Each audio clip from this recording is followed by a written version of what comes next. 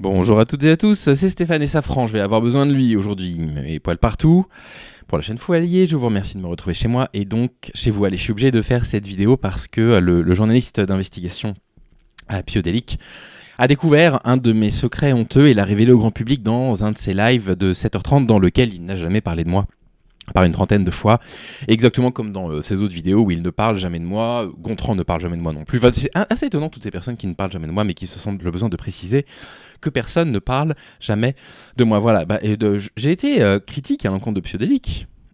Je te dis, je pense, à de nombreuses reprises pour les campagnes de désinformation qu'il a menées contre moi, mais là il a mis le doigt sur un truc. Et je préfère vous en parler moi-même avant que ça prenne de l'ampleur. Je préfère pouvoir m'exprimer avec vous dans mon safe space pour que vous puissiez comprendre un petit peu les tenants et les aboutissants de ces trucs-là. Et puis ça va me permettre éventuellement d'être un peu dans le damage control parce que si jamais ce truc sort, ce que Piodélic dit est extrêmement crédible. Il y a une toute petite incompréhension sur un point, donc on va la corriger, mais au moins je suis tranquille. J'aurais répondu. Donc voilà, il a déclaré ça à un moment donné dans un de ses lives. Et à un moment, il explique aussi qu'il est allé chercher son ex-compagne en Turquie. Nous, on sort avec des gens ici. Lui, il va acheter sa femme là-bas. Il choisit devant le buffet. C'est trop bizarre. Voilà. Donc voilà, j'ai acheté mon ex-compagne en Turquie. Alors évidemment, devant l'évidence d'une telle déclaration, tout le monde s'attendait à ce que le Foualier achète ses femmes en Turquie. J'étais obligé de faire un petit communiqué pour corriger un tout petit point de détail. Donc je vous lis mon communiqué de presse pour pouvoir corriger un tout petit peu la très légère déformation de Piodélic. Alors voilà, donc chère communauté, je vous remercie pour votre question, parce qu'il y en a quelques-uns qui m'ont indiqué que apparemment j'aurais acheté des ex-femmes en Turquie, devant le buffet de femmes, tout ça. Je vous remercie pour votre question, ça va me permettre de remettre les pendules à l'heure sur l'affirmation de Piodélic, selon laquelle j'aurais acheté ma femme en Turquie. C'est évidemment une fake news, je n'ai absolument pas acheté ma femme en Turquie. Il s'agissait d'une location longue durée, sans obligation d'achat. Et c'était en Ouzbékistan. Je regrette cette campagne de désinformation menée contre moi. Les cucks comme moi n'avons aucune chance avec les femmes et c'est connu que je repousse toutes les femmes que je rencontre dans ma vie. Ma pauvre mère m'a mis à la porte de chez elle à 37 ans, c'est dire si mes rapports sont difficiles avec les femmes. Il est donc naturel que je me sois orienté vers des solutions m'évitant tout risque de rejet que je ne supporterai pas. Nous les hommes avons le devoir de diriger, de contrôler et de ne jamais accepter un non.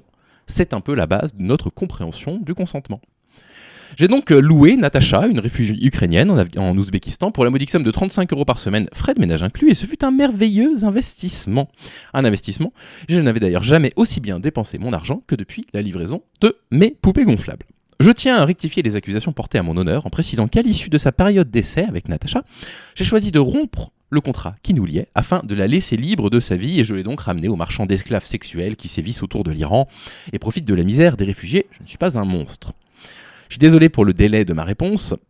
Je fais rédiger ma réponse par Samosa, un jeune Guinéen de 11 ans que j'ai embauché pour un repas par semaine et qui se charge d'écrire mes épisodes. Son français n'est pas encore parfait, aussi faut-il que j'augmente l'intensité et la fréquence des punitions que je lui inflige dans un but éducatif, évidemment.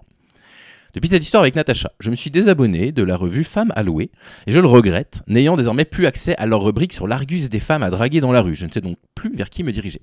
Heureusement, les formations de Théis Descuffon me redonnent foi en l'humanité. Et je sais désormais qu'il existe quelque part pour moi une femme digne de ce nom, capable de sacrifier l'intégralité de sa vie personnelle pour satisfaire mes ambitions personnelles.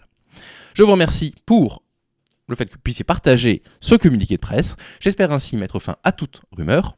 Votre ami, votre dévoué, Stéphane, alias le Foualier. Voilà, j'espère que les pendules sont remises à l'heure. J'ai rectifié cette toute petite incompréhension faite par Psio. Revenons sérieux un tout petit instant. J'avais à un moment donné tweeté, et c'est la stricte réalité, que lorsque mon ex-compagne Mojgan a eu besoin de chercher des documents administratifs en Iran et qu'elle était sous le coup d'un jugement très sévère parce qu'elle avait participé au mouvement Femmes, Vie, Liberté sans porter de voile, elle et moi.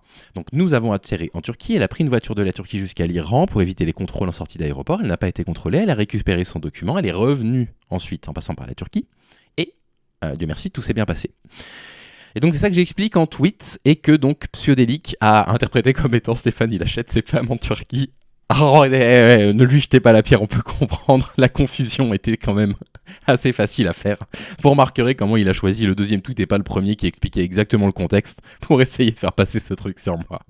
On arrive à un niveau de débilité, ça devient surhumain.